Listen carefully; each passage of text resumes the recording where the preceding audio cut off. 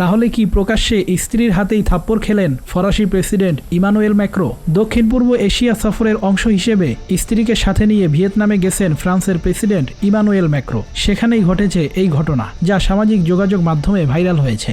ভিডিওতে দেখা গেছে বিমানের দরজা খুলে গেল, হাসি মুখে দরজার সামনে এসে দাঁড়ালেন ফরাসি প্রেসিডেন্ট ইমানুয়েল ম্যাক্রো। নামার আগে পাশের দিকে হাত বাড়িয়ে দিলেন, কিন্তু আচমকাই বিমানের দরজার আড়াল থেকে লাল পোশাক পরিহিত হাত ধেয়ে এলো তার মুখ লক্ষ্য করে। আকস্মিক এই কাণ্ডে ভেবাচাকা খেয়ে যান ইমানুয়েল ম্যাক্রো। পর মুহূর্তে স্ত্রীর সঙ্গে নেমে আসেন বিমান থেকে। কয়েক সেকেন্ডের এই ভিডিও ঝড় তুলেছে নেট দুনিয়ায়। তা নিয়ে চলছে হাসি ঠাট্টা।